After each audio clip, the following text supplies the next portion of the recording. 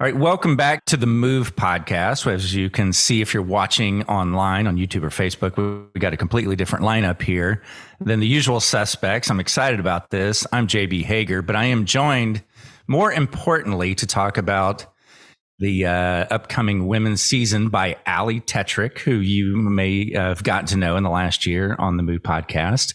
Ali, 10 years as a pro on the Pro Tour, as a road racer, and the queen of gravel with 3 gravel world championships and winner of Unbound 200. What year did you win that, Ali? 2017. 2017. And then, of course, gravel, we're probably going to talk about before this is over because it's growing. Also joining us, Mari Holden, world champion, Olympic medalist, and 6-time U.S. champion. Wow. Also a Hall of Famer. And then I love all the work you're doing with USA Cycling and Youth. Very admirable. Mari, good to have you. Looks like you're in a hotel room somewhere.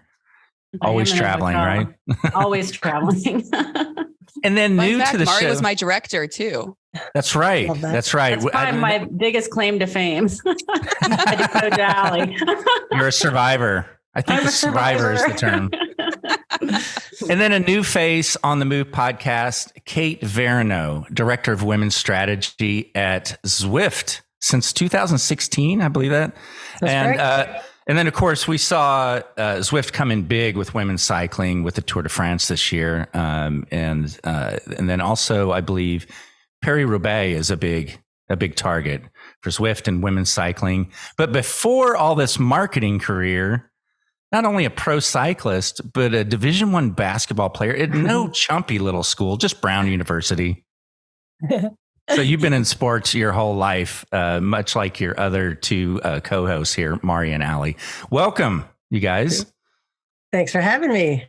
Yeah, this is a women's cycling preview, but before we jump ahead of what lies in front of us for the year, let's back up a second because a couple of things have already happened. And that includes Tour Down Under, where Kate was there. Would love your thoughts on that. And Cyclocross is already obviously going full blast and about to wrap up. But let's start about talking about Tour Down Under. Kate, why don't you kick it off? What was it like over there at Tour Down Under for women's cycling this year? Oh, man, what a great way to kick off the season. So, I just got back a week ago from Tour Down Under, the first women's World Tour race of the season, first World Tour race of the season for both men and women. And this is the first year that the race was a World Tour event. So you could really feel the excitement. The action was phenomenal. It was 3 stages and it was kind of nail biting and just an incredible finish. There was some real up and coming talent, some great performances throughout the couple days. It was great racing. And it just kind of, the fans came out in droves. It was really packed. It was really fun. Very hot in Australia right now. So it was a nice backdrop. For me, it was nice to get in the sun for a couple of days. I mean, I am in LA, but it was even warmer there. But it was, it was just a perfect way to start the season. It had all the elements. The broadcast was great.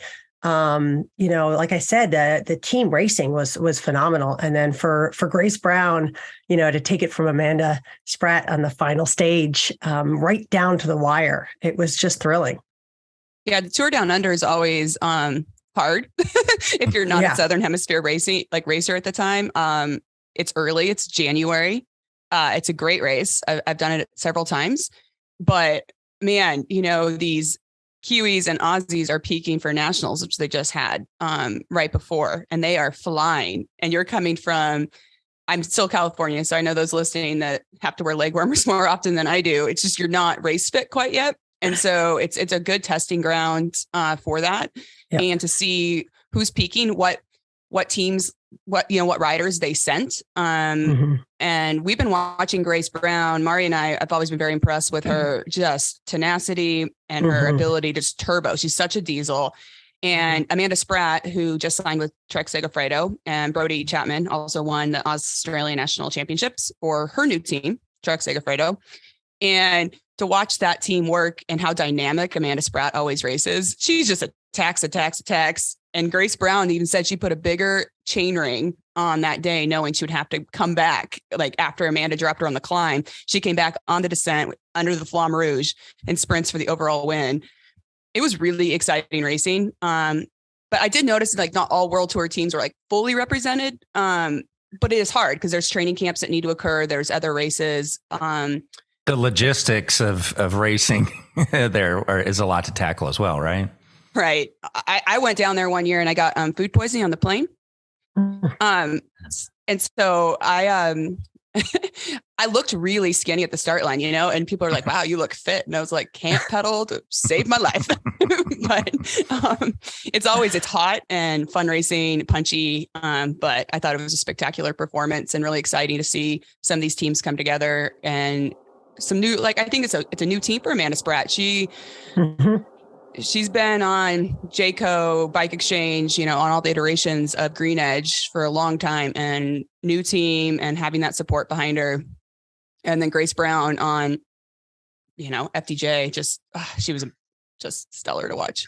I think that it was really nice also, even for the U.S. teams, to see Human Powered Health have a win in the first stage. That was really special because it was the first World Tour win for them. Yeah, which I think is awesome because they've been around for a long time when they were working in the US as a team and then growing into a World Tour team. And now they finally have a World Tour win, which I think is amazing also with Joe Kuzniowski. So it's cool. Yeah. So I raced for Human Powered Health, which was Rally at the time. And that was their first women's World Tour win. And it was with Daria, and she's a Polish rider from track discipline. So for her, she was able to sprint, and it was amazing sprint. Kate, I'm jealous. Like I saw like the drone shots, the helicopter views, but she just came out of a pocket with a really great lead out from one of our up and coming American riders, Kaya Schmidt, who's a former free skier. She's amazing. She's like, Kaya is really going to be something special. She is incredible. I mean, she is something special, but she's going to develop into quite a rider. Yeah. Yeah, she's a junior world champion on the track and 2-time, I think, second place at Junior Worlds. And to up with a World Tour team and be able to do this. But I went down the Instagram hole watching, she's this very small, like she's very short and very powerful and quick and so tenacious, but she's freestyle skier. Like she's doing just flips out there. She's like, yeah, maybe good on a bike. You bring up something interesting now I'm curious about. You said she came from freestyle skiing. Allie, I know you played tennis, even in college, right? Yeah. We mentioned Kate. Kate played basketball. Mm-hmm. Allie, Mari, did you do another sport before cycling? Well, triathlon, but running, yes.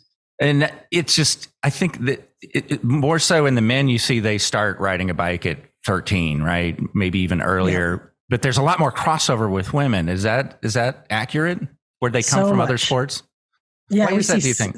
Yeah, it's well, I think that a lot of women get into cycling a little bit later. I know Allie and I both got into it a little bit later. There's so many. There's not as many young teams for women coming into the sport. So I think that it's more common that you'll see men in Europe just start on the bike and just keep going on the bike, where we constantly see women coming from skiing, rowing, soccer, running. Not that many from basketball, but Chloe Dygert. So I always say that, the best cyclists aren't on bikes yet. And you definitely see that in, the women's peloton. Every year there's a few new faces and a few new engines that you're like, wow, where'd they come from? And they're just a phenomenal athlete. One of them is on, let's see, Bike Exchange, Georgie Howe, rower from Princeton. Crushing it. Yeah. Rowers are seeming to do great. I think a lot of them also come in because they find cycling through something else, like they're trying to rehab an injury from another sport. And so then they get into cycling and realize they have potential, and it's something that they can continue on after their collegiate career is over if they're not going to become pro in whatever it is they were doing. So it is true. But I do think now with NICA, we're going to be seeing a lot more younger women coming into the sport. And we do have a really talented crop of young women coming up right now who are with Kaya's age group, in their early 20s. And they're all just starting to come into their own, and it takes time for that stuff to develop. But I think we're going to start seeing what kind of benefits we're getting from a high school mountain bike league on the roadside here in the next couple of years. And it's amazing.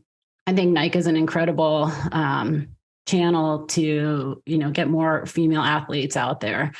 So you probably see it like, I know at some point we're going to talk about it, might as well now, with Zwift Academy. You probably got a bunch of women cranking out watts, and you're going ding, ding, ding, looking at these numbers going, who's that? A lot of them cranking indoors is something maybe that just supplements their other sport. And then the trick is to get them on the road too, right? Yep. Get them out on the road.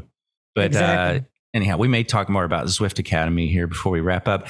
Before we get into cyclocross, which is in full blown right now, I do want to check in with Lance here real quick. He has a message from a couple of our partners. Today's show brought to you by Zwift. Y'all been checking my Strava? Because I've been on Zwift a lot for me. G? I haven't. Cool. Thank you. I haven't been checking your Strava. Thank you so much. But I have seen our numbers increasing every week on the Zwift. We do Wednesday rides, and it's been a lot of fun. And I've been traveling a little bit, so I've missed the last few Wednesdays. But other than that, man, I'm a Zwiftin' mofo. I'm on the bike. And George has been sick, so I'm taking this opportunity to maybe claw back a little bit of the deficit. But check this out: 18,000 of y'all have joined us on Zwift for We Do Wednesday from 70 different countries. We've all ridden over 150,000 miles. By the way, almost 80% of you who start a We Do Wednesday finish it. This isn't unless you're George. It's not some hammer fest. Zwift absolutely makes indoor riding and training fun. By the way, they got the new Hub Direct Drive Trainer is back in stock and selling like crazy. Head on over to Zwift.com for a free trial and try out more. Again, that's Zwift, ZWIFT.com for a free trial. Today's show also brought to you by Athletic Greens. Look at this here, right? Got my AG1 travel pack. I do not leave home without it. This is something I use religiously, as does, I think, probably everybody on this show. If you want better gut health, more energy, you're not a big fan of taking pills and vitamins like yours truly, and you want just a daily supplement, this is the stuff. 75 high-quality vitamins, minerals, whole food source superfoods, probiotics, and adaptogens, all for less than $3 a day. It's a game changer. Everybody says it. Everybody talks about it. All the smart kids. Right now, it's time to reclaim your health and arm your immune system with this convenient daily nutrition. Let's make it easy. Head on over to athleticgreens.com/themove. Again, that's athleticgreens.com/themove. You get a free 1-year supply of immune supporting vitamin D and 5 free travel packs.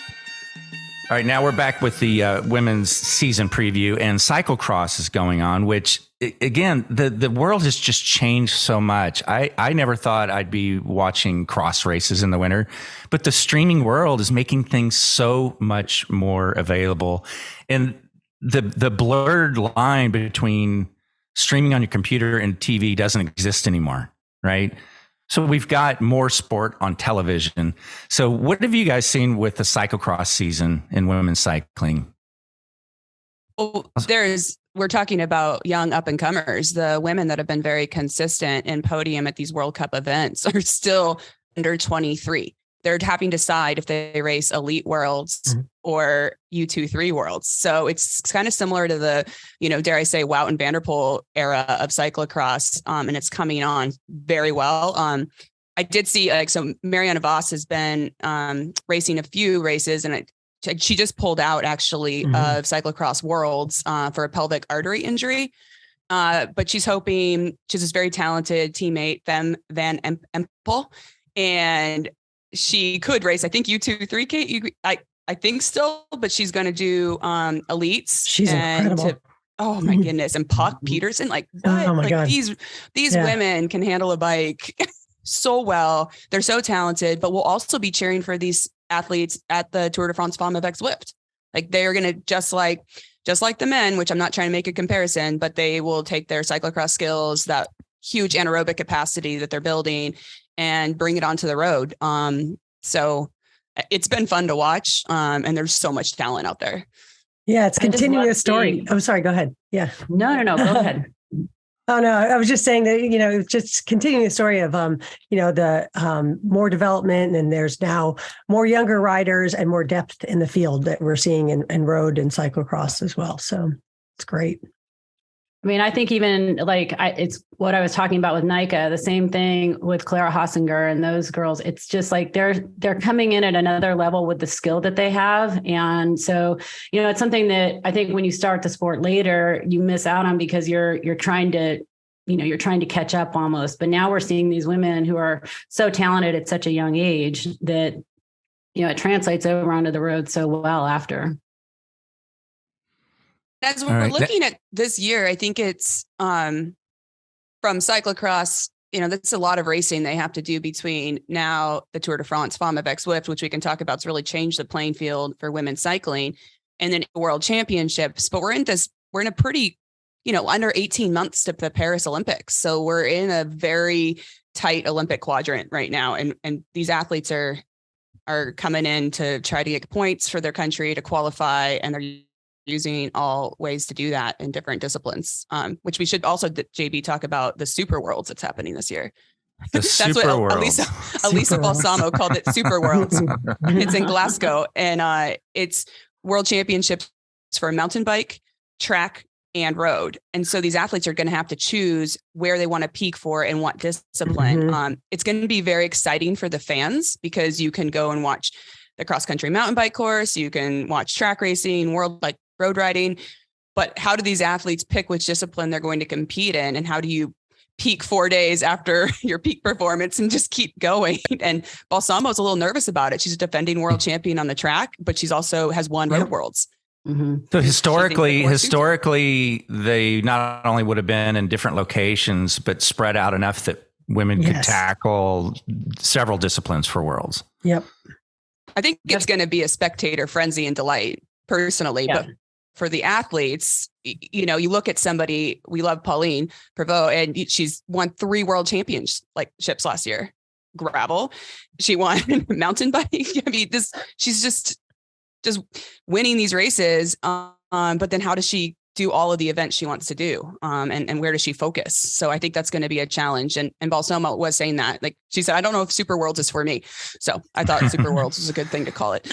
Is there anyone dominant in all 3 disciplines that will attempt that? Or is it just impossible? Pauline's pretty incredible. Yeah. And she's so darn she's got she's just so cute. I love her style. I love her racing. She's got a pet rabbit. I mean, she couldn't be, she couldn't be lovelier. Dog. Yep. She really, I think what it does by having a Super Worlds like that, as she puts it, is that it's going to force the athletes to choose their main priority. And then the other ones, they're going to have to just, not put obviously they want to do well in both, but they're going to have to choose where their priority is, unless it's maybe something like doing time trial and, pursuit or something like that. But I think that it makes it so you can't, if you try and go for everything, you're going to miss out. So in my opinion, you need to focus in on what you think your best option is and what you really want, and then have it in levels of priority to how you do your training. And I think you're right, Allie. It's going to be really interesting to see what happens. Also, it would be super fun to go and see, because you would just be able to watch so many great athletic achievements of both men and women during that time. I think also you left off that there's also BMX going on during that time. So it's every UCI, sport basically that's a summer sport. So obviously cyclocross isn't there, but it's, so I think, yes, you're right. There are going to be just activities left and right, and you get to see cycling in every single kind of way. I'm excited to see it. We're so excited. Zwift, we built a Glasgow map and that's launching next month. And oh my gosh, esports World's a little preview in late February. So that'd be cool. Oh, so we can ride in Glasgow together. Oh, yes. Yeah. I was talking last night. I'm here at Pace Ranch in Tucson, and Mari and I just figured out we're a couple miles from each other. So I'm going to bring her out for a bike ride. I only have a gravel bike, but we'll be fine.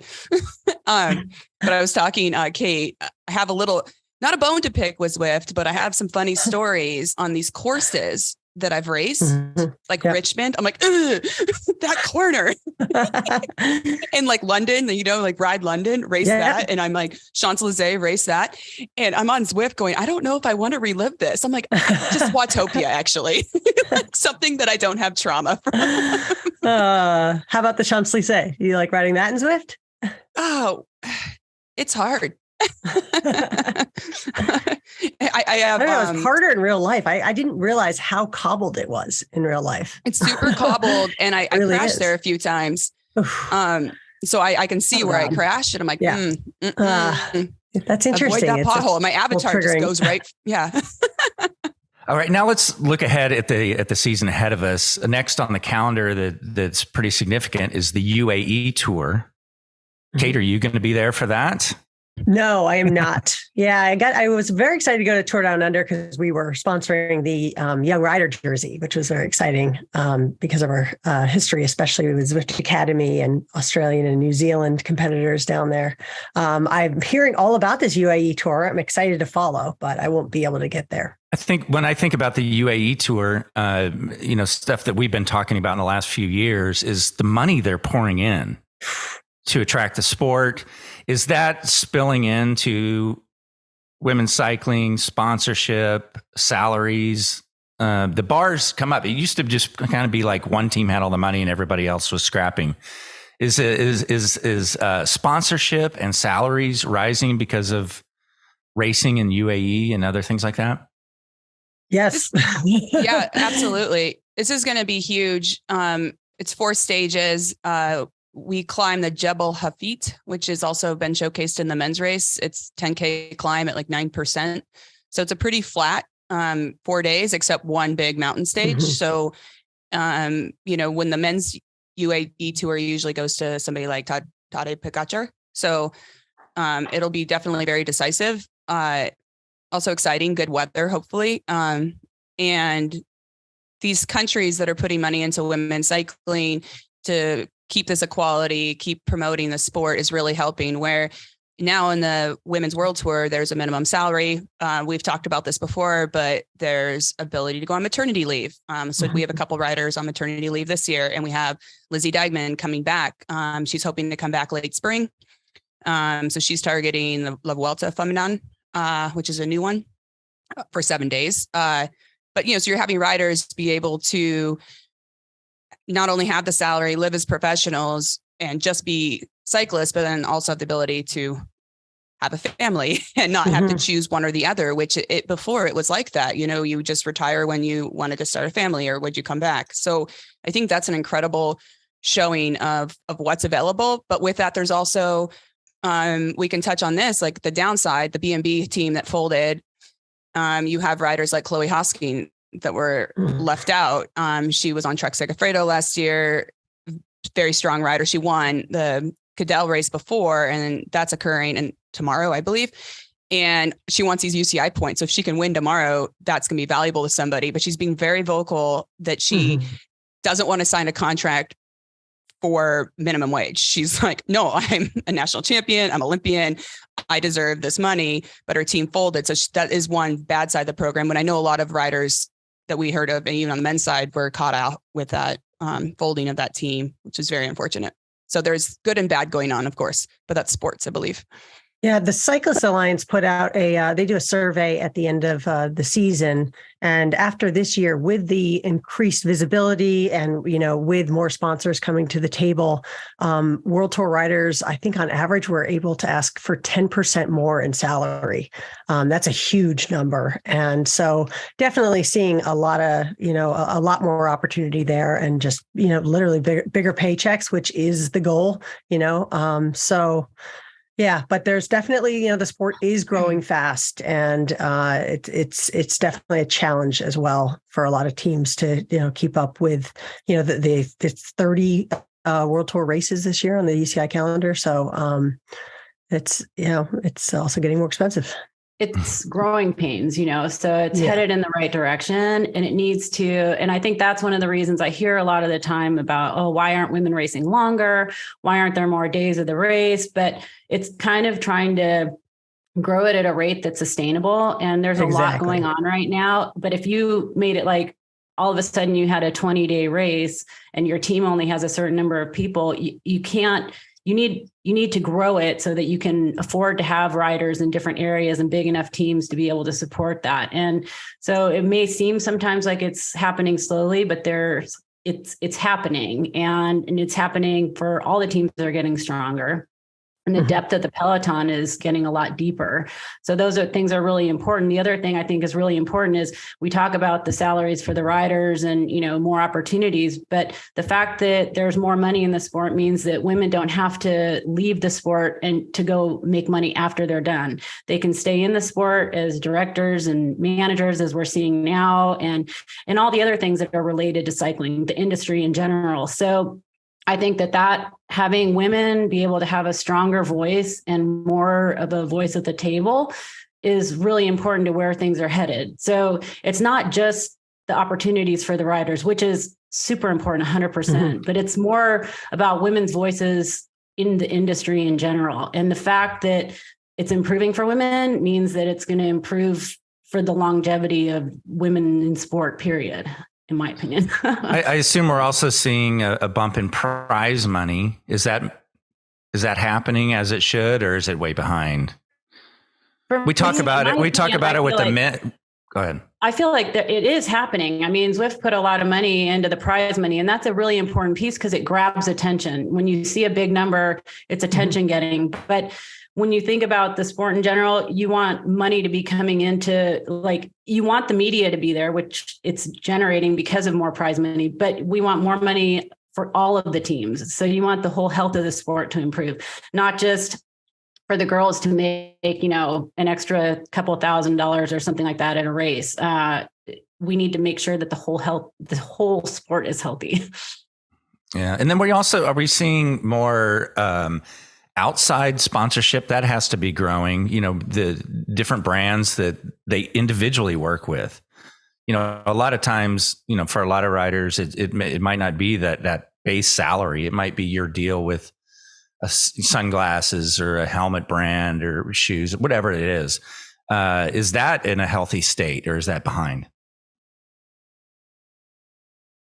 I think, I think it's, definitely there's a lot of opportunity to grow from there. But it's difficult when you're on a world tour team and you get a package, like you're an NASCAR athlete, right? You get a package, you get the sponsor, like the sunglasses, everyone's matchy with all those brands. So you have to find non-endemic sponsors a lot of times that don't compete with your current team's package. But a lot of women, we have Red Bull, you can be an ambassador for Zwift. There's ways you can capitalize on your platform to bring more people in the sport, also make a little extra money, and help brands raise marketing value and activation. Yeah, I saw Celia Ludwig is sponsored by Adidas. Like, that's great, So we're definitely seeing some new names come into the sport, and more companies wanting to get behind women's cycling. Very cool. All right, let's talk about the classics, because tell me if I'm wrong, prior to the Women's Tour de France launching this past year and doing great, classics were it. That was the pinnacle, maybe Worlds, but those were the big races getting into the classics. Now Tour de France is sort of the icon, I believe. But what are you expecting in the classics? Who's going to dominate? What are the key races? Obviously Paris-Roubaix is a big one. What do you see going into the classics? We'll start with you, Mari. Oh gosh. Well, I think, a lot of Kopecky is going to be an interesting one to watch. She's in her interviews and everything, she's cautiously optimistic about, Paris-Roubaix, doesn't want to go out there and put herself on a limb. And I think obviously what a strong team. So I don't know, I think she's pretty amazing. The other thing that I think is interesting is with Marianne Voss's injury, because prior to a couple of days ago, I would have, had her right there too. And I'm really curious what happens with this, because it says that she has an iliac basically an iliac artery issue. And if that is just like constricted, like the article said, maybe the recovery is quick, but if it's actually where they may have to do some kind of a patching or something like that, it could be more. So I think that's also an interesting thing to see what the recovery time for her is and everything. I mean, hopefully she's okay. I'm excited for. Yeah, go ahead. I was just going to say, well, naturally, I'm excited for Paris-Roubaix Femmes avec Zwift. That's going to be April 8th. I can't wait to see what Balsamo does this season. Borghini always, powerhouse. It's going to be exciting. The depth of the teams is so much greater every year. So you're definitely going to see some wild action. I can't wait. Kate, the classics is just the best time of year. The teams were announced yesterday. I was looking for it. Yeah, 24 teams. Can't wait. Nice. Balsamo did say she was not going to do Paris-Roubaix this year. I know. She said last year she got DQ'd for a sticky bottle. She said, right. 100% my fault. It was very hard. And she said, I don't know if I'm ready yet for the hardness that is Paris-Roubaix. But she did win 3 classics back to back last year. So I think she's definitely going to be one to watch. And yeah, you mentioned Aliso Longo Borghini, which I like to call Lamborghini. She is already saying she's targeting Paris-Roubaix, and then she's hoping to still then be able to come back to flying form for the Tour de France Femmes avec Zwift as well. Nice. And she's always a very dynamic racer. And then, you have some of those special classics that really feature like the Cabelli, those type of riders, the Cassia Niewiadoma, and Canyon SRAM is really looking for some wins. They've been pretty dry. But they're nipping it, or they're right there. And they brought in some new talent this year, and Magnus Backstedt is the new DS. So that's I'm definitely paying close attention there.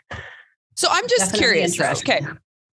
I'm very excited that Magnus is their new director, which is great for that team because it was Beth and Ronnie were sharing DS roles. And that team is scrappy and they are so close to like greatness. And I love watching Cassia just always so close, always just a huge fan of the way she rides and races. But how is he going to direct against his daughters? I'm like, I do not know if I want my dad directing EF Tipco, like I'm on EF and my dad's directing Canyon SRAM. He's like, she's not good. Zoe's not good in this section. Like, go hard. I was going to say, he's got inside info. It's going to be very interesting, but he's all in. His daughters are crushing it right now. I'm really excited about watching them this season as well. But he will, he definitely knows them inside out. So it'll be interesting. Can't you imagine if your dad was in the team car? Oh my God. Yeah. When her head tilts to the left, she's going, she's got about 10 more watts. Go. Yeah. Family dinners would be interesting there. Right. What a cool family. Is there one team that's just completely dominant and has more resources, more money, anything like that? Or is it pretty competitive among 3 or 4 teams? I mean, SD Works. Yeah. Yeah. SD Works. We're all about to say it all at once, but not dominant, Look at FDJ's season last year. I mean, there really isn't just one super dominant team. Obviously SD Works is really strong, but then, they couldn't beat Annemiek van Vleuten, so there's not one dominant team. We're definitely seeing a handful of teams that are consistently at the top, but that's the most exciting thing about the evolution of, the Women's World Tour is so much more firepower and so much more depth to the teamwork. So no, and that's good for the sport. More teams that are on the same plane, same level. Yeah, for sure. Trek Segafredo has an amazing team. So good. They, not only do we have former world champions and our record holders, I mean, Ellen Van Dijk is worth 10,000 teammates. So the ability to see Trek definitely be very competitive in the classic stage. And I don't know. I think it goes down to the question. is Annemiek van Vleuten. Says she's going to retire at the end of the year. Mm-hmm. And I've been watching her training files. She's been in Colombia, riding with like Rigoberto. Yep. And she's just been Van Vluting. Like, I think that's a verb. She's just Van Vluting. Van Vluting. Yeah. She just had to put a photo up with Remco too, didn't she? Recently? Yeah. I was like, oh, geez. She's Van Vluting as she does. And so what team, like how strong does SD Works need to be? Trek Segafredo, like FDJ, we love Cecile Ludwig, like we love these riders, but like how strong their teams have to be to beat a Van Vluting. Well, if you're finishing on a climb, it doesn't matter really. I mean, she's just other level unless there's something else that happens. I mean, but that can happen. Like, as we saw in the tour last year, you never know what can happen. I mean, she's clearly got a champion mentality where she gets herself through anything, but you never know. And that's what makes racing interesting. And I think that's why, the year is going to be so exciting, because people have to try and figure out, well, how do we beat her? And we have to be there. Yep. And if there is some moment she falters, how are we going to capitalize on it? I think. Yeah, think about how much Demi Vollering learned this year racing against her at the Tour. I mean, she is gunning for it next year. I can't wait to see. Yeah. And Elisa, our little Lamborghini, wants to definitely forget that day where she was caught in like the Death Valley, she calls it, as she's trying to bridge to Damien and Vleuten. She's like, I never want to go back to that Death Valley. It was too hard. Before we jump into talking about the Tour de France, what are the other big icons that the women are targeting for the spring classics? Allie? There's always going to be Flanders is huge. And it's such a beautiful course the way it's raced, because it doesn't suit just one style of rider. There's several types of riders that can win on that type of course. You have, Liège-Bastogne-Liège. We have Amstel Gold, Gent-Wevelgem. I love that course as well. And then the more specialists, for those really punchy, smaller, powerful climbers, you have Flèche Wallonne. So there's a lot of opportunity for different types of riders, but I think to win Flanders to me would have been a dream. And that just has so much history and a beautiful day with great crowds out there. But there's so many great races. And I do like that the classics are always interesting. The same riders might be in that bunch coming into the finish and how it plays out, but it allows for unique riding capabilities. It's not a pure sprinter, not a pure climber until you go into more of a Flèche Wallonne is a very specific type of rider. But any time to just race on that level and that stage is intoxicating for not only fans, but also the riders. And so for them to target that, it's really important. So we have we have Marta Cavalli. She had a disappointing Tour de France last year, which was heartbreaking to watch, but she's won Flèche.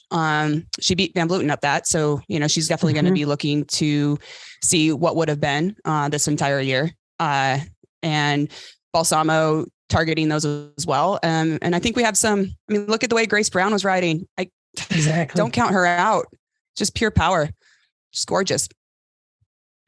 And Spratty will be doing Spratty things, Spratty. Obviously, we talk about some of the names you just mentioned quite often. It's like one of two or three people that we talk about a lot, right? And are there some names that are cropping up on the horizon that you want to share that, like, this is someone to watch? Like they may be 21, 22 years old. Who's on your radar? Neve Bradbury, Canyon SRAM. She finished top 10 at the Giro last year, and a 2020 Zwift Academy winner. And I'm very excited to see what she does this year. I believe she'll be targeting the Giro again. Well, I mean, I think it's interesting in general, like how young they're getting now. And they just signed Marianne Vos again, Jumbo Visma. And it's like, I think I saw that there were 7 of the 16 are under 21 years old, which is amazing. And so having a leader like Marianne Vos who can be helping Femme and the other young women like develop into, cyclists and get the discipline and actually get to have her as a mentor is such an incredible opportunity. I think you're going to see some big names coming out of those groups. I also, from the US, I want to keep seeing like what's happening with Kristen Faulkner. She's definitely on a tear. She ended up doing really well last year in so many of the races. And then Veronica, yours too. Veronica's so it's kind of cool amazing. for the Americans to have some people to cheer for and see their progression. I wonder how many athletes, women cycling lost because there wasn't the money, right? If you're good at two sports, which we talked about that with you guys, you're gonna go where the career is, right? And now with decent salaries, lots of TV coverage and sponsors, we might see a lot coming in younger, as you just mentioned, Mari. There's more opportunity there on a global platform. I don't even know where to start. There are probably a lot that we lost over the years, and now that they see it as a viable way to make a living, you're going to see them staying longer. Like Marianne Vos, she's been in it forever, but now she just re-signed for 2 more years. And you see people like extending their careers now that they can, have maternity leave and those are things that would have never happened before. So I think it's a whole new world. And I think we're going to see a lot of incredible racing and mentoring that goes on that's happened in the men's field for a long time that hasn't happened in the women's. So it's going to benefit for sure. Yeah. Think about Ash Passia. She was set to retire last year. And then she closed out the season with her first World Tour win and is now coming back, is going to lead that new AG insurance team and, be a mentor. And also she has more to prove the conditions have never been better for her. So it's thrilling to see women make, a viable career out of it and to, and really to be able to give back to that next generation as well. So it's definitely the sport's heading in the right direction quickly. And one rider we haven't mentioned though today, I know, is Lorena Wiebes, and so she's on SD Works now, and she, as we saw, was pretty unstoppable in the sprints and very powerful. So she's definitely one to watch. Beth, like with a stronger team, DSM's doing a little more development here, still building, and she had the green fingernail polish. Remember, JB? Yep. I remember that. No, I remember her. Yeah. and Lance was the one who noticed. It was funny if you didn't catch it last year. Lance was the one that noticed first the fingernail polish, and Allie was like, "Wait a minute, how did you notice this?" I noticed the manicures first, Lance. All right, before we talk Tour de France. And also you mentioned Lance. Let's check in with him again real quick and a message from one of our partners. Today's show also brought to you by HVMN. Here, check it out. I got my Ketone IQ ketone shot.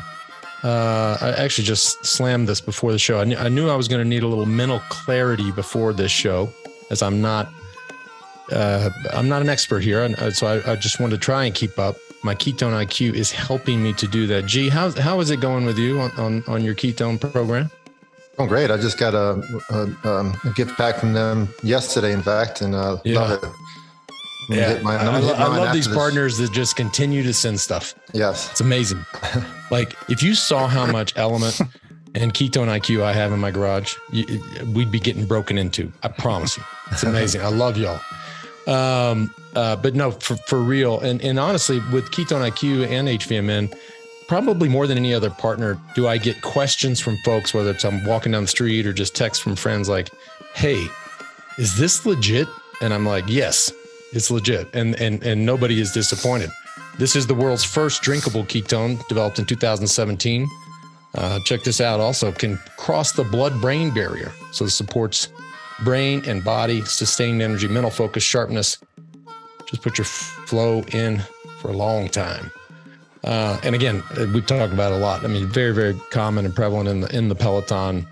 So no secret anymore. Head on over to hvmn.com. Use the promo code THEMOVE20, MOVE20.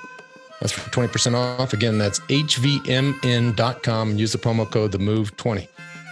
All right, now let's talk about Women's Tour de France. Obviously, we were all Tour de France avec Zwift. Tour de France Femmes avec Zwift. That's the fun. WTF. That's my job. That's literally my day job is Tour de France Femmes avec Zwift. Right. And, it was interesting. We gambled ourselves to cover it with Allie and Mari on the same set where we covered the men's, following the day the men ended, the women kicked off. And it lived up to the hype. It lived up to the expectation? Because I think everyone's fear was, oh, if this doesn't get the ratings it should, if the sponsors don't get the results, it's going to go away, right? And then how long would it be before that door opened again? Let's recap how it went and your take on the success. And I will say success. Let's start with you, Kate. Looking back at last year, going into the first year having the Women's Tour de France and all the hype. What was your takeaway? Yeah. Oh, it didn't just meet expectations. It kind of flew past them. It was absolutely sensational, especially the racing. Let's just start there. We had, the jersey changing hands throughout the week. We had epic performances. We had, interviews after the race that went viral. I had all those elements that make for just incredible bike racing action and just incredible, content for audiences. And the audiences came out. One thing that we saw was just incredible broadcast numbers. The audience share in France alone and French TV was over 20% every day, with a peak of over 40% for the final stage of over 5 million people just in France alone tuning in.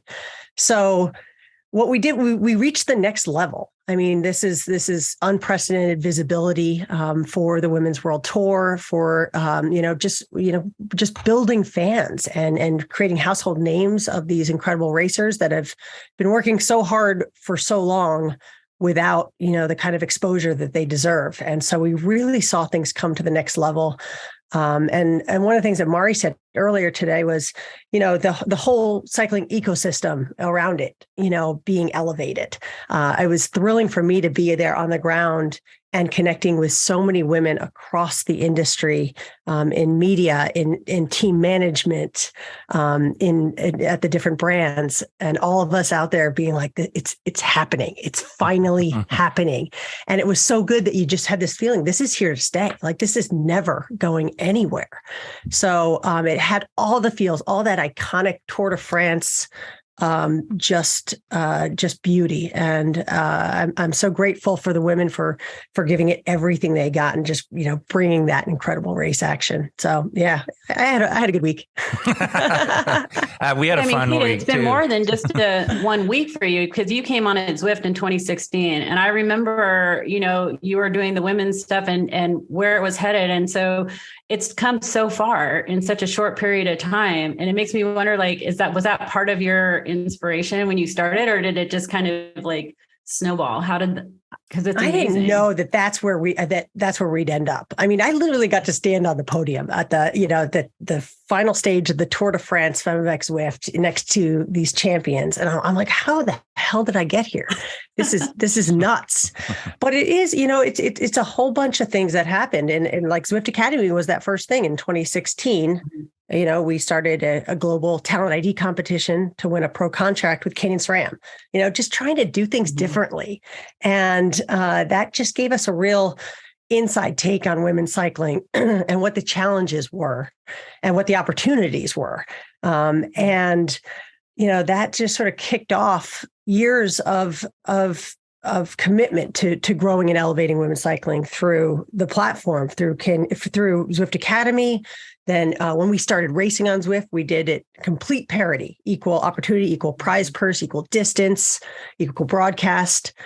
And then, we had the virtual Tour de France in 2020 over the pandemic. And when we did that with both men and women equally across the board, that's what kicked off the conversation with ASO about what's it going to take, to get a proper women's Tour de France stage race off the ground. And that's when we signed on for 4 years as the title sponsor. So it's just a wild story that, this video game, at the end of the day, right. But that's what it takes, right? You have to think differently. The sport it's so beautiful, but cycling's history is its strength and its weakness. Mm-hmm. And, at Zwift, we do have an opportunity to really do things differently, and we take that very seriously. And each year we try new things, and it's been incredible to see this now be able to have that influence outside as well. I mean, what a dream. Allie, I'm dying to hear your thoughts on last year, because Allie in particular, I saw you get very emotional several times because this was happening. Elaborate on that. Yeah, so I was already going to. Shocking. I mean, because I worked closely with Kate in the months prior to the launch to do this. I mean, I have this FOM shirt on, it's like watch the FOMs, like all about watch the FOM. It goes so much outside of just the Tour de France, Femmes avec Zwift. It extends into other races, careers, advocacy, volunteer, executive positions, moms, everything. Like this is a movement that's creating an equal playing field for women cycling, but also just women in general. And I did get very emotional. A couple of the comments said I should lay off on the drugs or something, but that's cool. I was like, should I try them? I don't think you want to see that. But to see, I know the emotion for me is a sport that I have spent so much blood, sweat, and tears and sacrifice to be able to compete, to help, to grow, to inspire, and to see it come to fruition. And Kate and I are talking about, I'm like, let's just Zwift is this virtual platform. Let's just create a world that we want to actually ride in. And that world is the one we live in. Like, how do we do that? Right. And so I get so emotional seeing a rider like Marion Vos, who deserves that yellow jersey more than any rider I could even imagine. And to see her be able to zip it up with such pride and realizing that she never thought she would be able to be a yellow jersey wearer at the Tour de France Femmes because it didn't exist. So from my emotional standpoint and a rider standpoint, telling these athletes' stories is most important to me, and watching and hearing the impact of my friends and colleagues that were racing, and people, the fans, people here that are listening to this podcast, that I'll be riding my bike and, I live in Sonoma County, and I'll be riding my bike and someone's like, man, love you on the Move. I never watched women's cycling until the Move covered it, and so it's having this platforms really create this visibility for these athletes to tell the stories, to inspire more people to get outside and ride, or also just make an ecosystem that is viable and to tell these stories and to hear it from, like a Lizzie Deigman, who's world champion, who's won so many races, but her to be like, you know what? That's so this race is so important to me. I want to keep racing because I can't believe I can do this, and how much it means to the riders. And so, I mean, I'm going to give our team here at the Move, even Lance, some credit here. No, I'm just kidding. Lots of credit to everybody on the team though, to create this platform, to broadcast, to continue to showcase women cycling, these stories, and increasing fandom. And that's where we were talking about money, JB. It's where the athletes can get those endorsements. They can make the paycheck, and then we can build a culture where women can succeed. And I think that impact to me, and having companies and products that believe in this sport and cause, and is this Watch the Fall movement. And that didn't end last year. It's going to continue on for years to come, like Kate says. And then maybe we don't have to remind people to watch the FOM, like WTF. Like maybe we don't have to do a movement because it's just what you do as normal people. But no, I'm never taking the cap off. I knew you would be wearing yours, so I didn't want to do toll matchy, but people are fans of that cap. Yep. Yeah.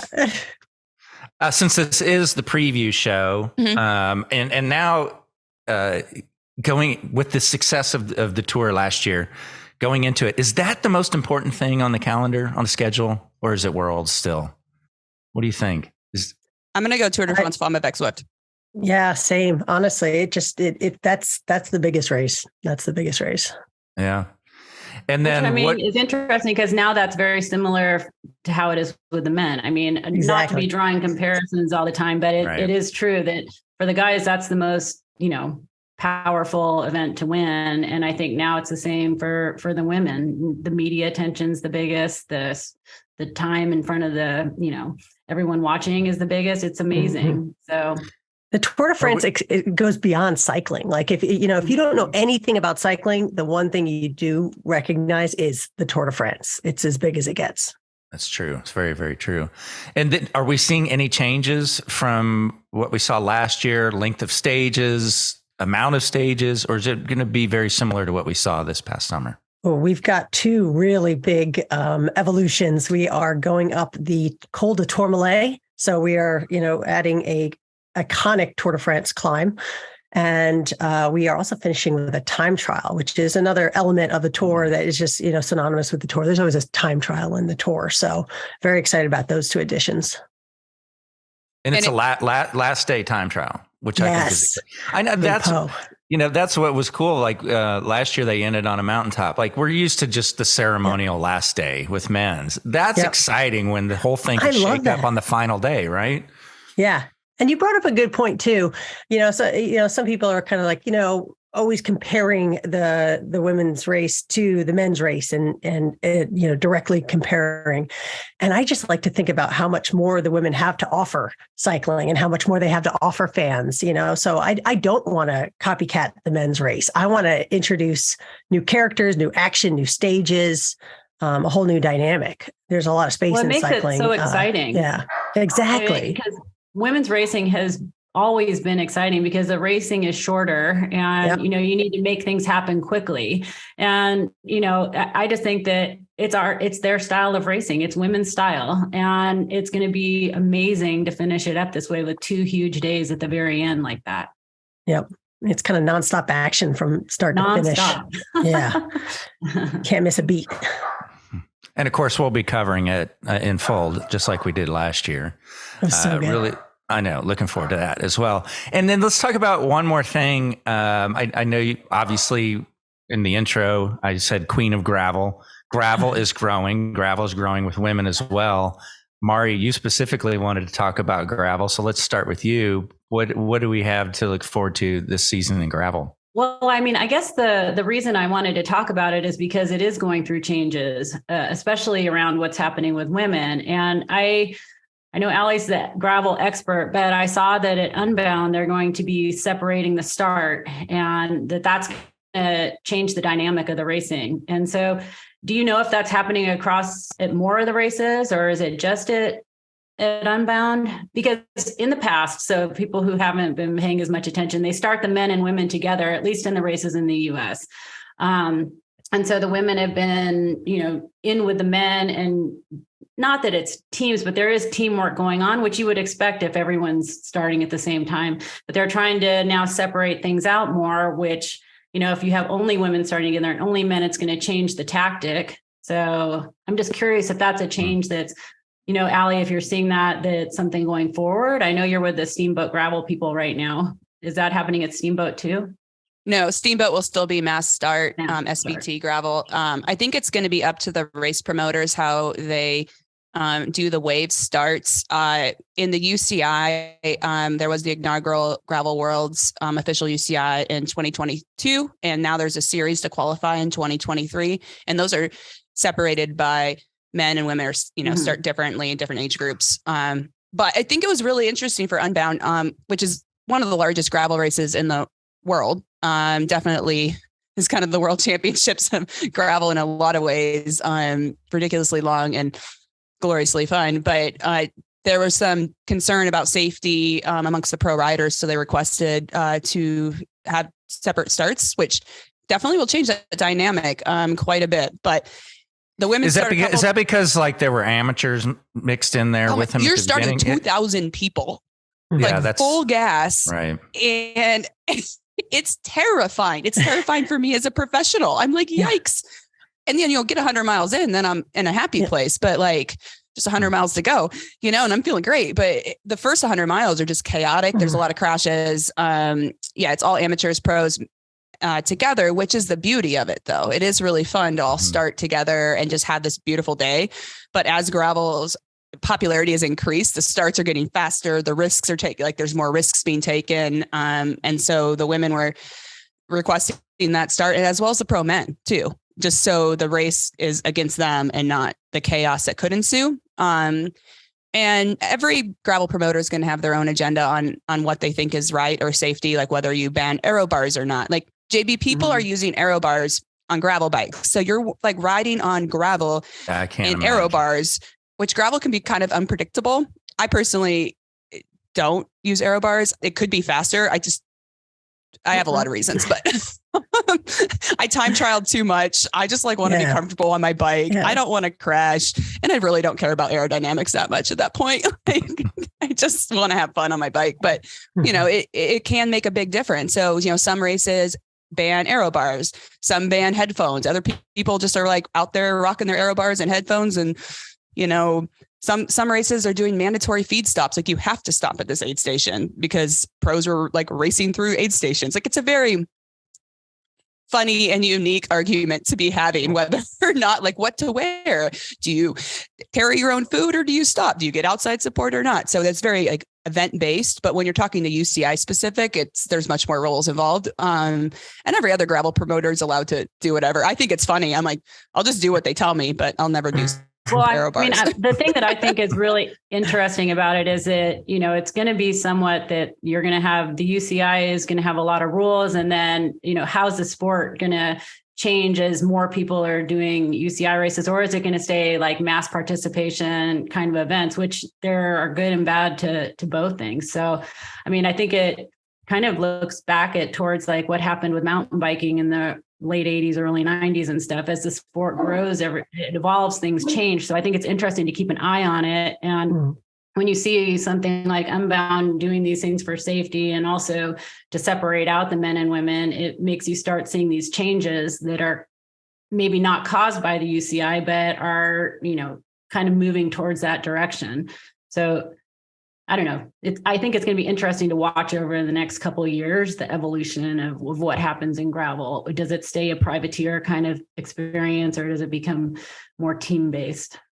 I think it's definitely trends to watch and people get really worried about it. You know, there's like this spirit of gravel thing and woo, you know, like everyone like don't ruin it, you know, keep it fun. But I think what we need to remember in cycling is it's just riding a bike, right? Like you could be riding your bike, the Tour de France Femmes, avec, Zwift, riding your bike in the Tour de France, but like, don't take yourself so seriously where you're like, you can't do that. You can't do this. Like there's going to be a place for everybody to find. And like, I don't know if I'd say it, like, if you're riding a bike, you're doing it right. Like, don't tell me where my chin straps need to go or my glasses or how tall my socks need to be. Like ultimately we want to create a sport that's inclusive and people just are getting on two wheels, maybe three, maybe four. They're pedaling around, they're smiling. And if they want a big rule-based gravel worlds UCI thing, there's a place for that. And if they want grassroots whiskey shots on top of a hill, there's a place for that, you know, and ultimately I like the whiskey shots. That's me. I mean, it kind of looks like, you know, what happens in running races, you know, like the New York Marathon or those kinds of things where they separate out the professionals from the masses, you know, and I agree, Allie, right now it's inclusive here. And I love that about cycling and trying to encourage more people to be on bikes. I think it's going to be interesting there to see what happens, you know, and hopefully the races here that have that great spirit of gravel continue to grow and prosper. And because it's good for all of us if it's busy and there are a ton of people on their bikes, period. Yeah. It's better for all of us in the move to just get out, ride bikes, ride gravel, have rules or not rules. I don't do well with rules as the people on the move know that well. That's why Zwift had a campaign, New Rules. I was like, new rules. New rules are my rules. No rules. But yeah, I think it's a great growth of the space and there's some incredible talent coming up too, because it's exciting. And so we're going to see a lot of pros coming in and out from Europe now, which is, I know we're talking about women, but like Tom Boonen like actually uttered the word gravel and like the entire like cycling universe like stopped for a second. Well, so did Alejandro Valverde said he wants to race gravel. And again, it's good for the sport when the big names show up. Who are the big names in gravel, women's gravel right now? Give me one or two. Ali Tetrick. Yeah. We have some, Pauline Prevost, she won the inaugural UCI Worlds this year. And we were talking about her earlier. In the US, we have some really good riders. You have Lauren DiCrescenzo is doing amazing things on a bike there. And Lauren Stevens on EF Tipco, she's definitely done some gravel in her as well as racing on the road. So there's some riders that are coming back and forth and others that are just definitely focusing on specific gravel programs. So there's opportunity for there too. I mean, sorry, I was going to say the two Laurens actually they're not just road cyclists that in the US as women. They are like really accomplished. Lauren DeCrescento, she won nationals, right? And Lauren Stevens didn't Lauren win? Well, Lauren Stevens won nationals for sure. But yeah, so I mean, they're both very accomplished. Yeah. So it's mixing programs too. I mean, it's showing up to road races, popping into gravel events, but I mean, and then, as we wrap up, it's also JB, you're asking about the monetization. I when I started racing gravel, I used all my current sponsors and just made my own program. I guess that's called privateer, but I didn't know that. I just, just did it. And I made more, gravel racing at the time than I was on a world tour team, like just are right about the same. And so the opportunity though, to get those where you're not being like the NASCAR rider and getting the specific sunglasses and helmets that all your teammates are wearing, you have the opportunity to work with partners you really trust, like, have the funding to help you build their marketing campaigns or product development. And that's an exciting opportunity for a lot of people, including myself. I mean, that's what I like, working one-on-one with these partners and growing the sport that way. But it does give you that opportunity not to have to just be on a world tour team. So it's a different model for different people, but it's a cool space. I love it. And yeah, bacon. All right, now let's go around the room here and give us your parting thoughts going into the new season of women's cycling. I'll start with you, Kate. Okay, I am excited to watch the Femme this season. I'm excited to see so many new fans and to see the profiles of these riders get, elevated, and the profile of the races get elevated. The one thing I said last year was, how awesome was it that almost every weekend I could watch a women's world tour race? I love that. So I think we built a lot of fans last year. I think it's going to continue to grow this year. And I'm here for it. So definitely very, very much looking forward to this season. Okay, Mari. I would have to agree with Kate. I am super excited to see the Tour de France avec Zwift again this year. That was the high point of last year for me, and I think it's going to be the high point again this year. It's just, there's just so much excitement during that week. You have to come down for a week after it, and I get to hang out with Allie and do the moves. So, but yeah, I think that there has been so much excitement around it and traction, and we're just going to see it build this year.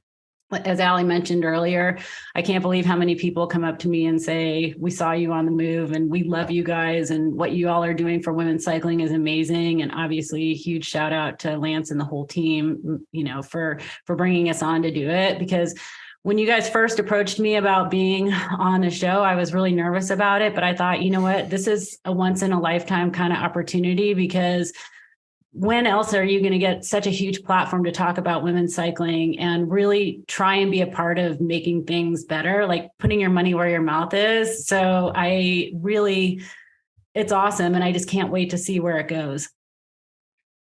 All right, Allie, go ahead.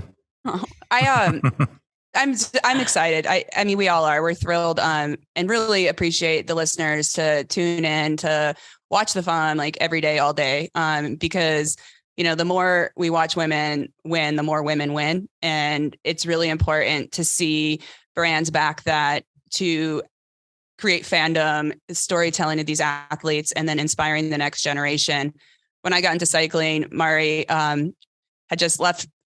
You retired, I think, at that point. But I mean, I was able to know her stories, to be motivated by her. I bought my first bike off of eBay. I was convinced it was Mari's, but I'm a lot taller, so it wasn't. But in my head, I was riding Mari Holden's bike, and that got me into the sport, and my grandpa and got me into the sport as well. And it's just how do we keep this going and this momentum? And it goes back to watching the Femme and helping build that platform to make it more successful space. And it's opportunities like this, and to our lovely listeners and guests that just really believe in that. And we can just cheer on, ride bikes, and do it right that way.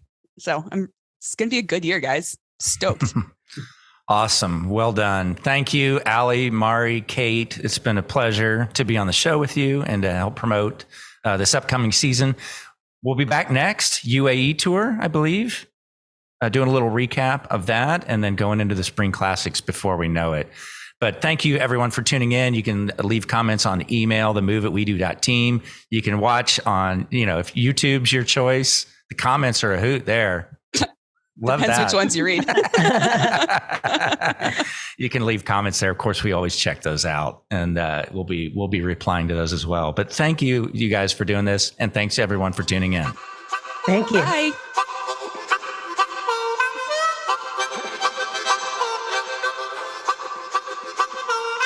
Bye.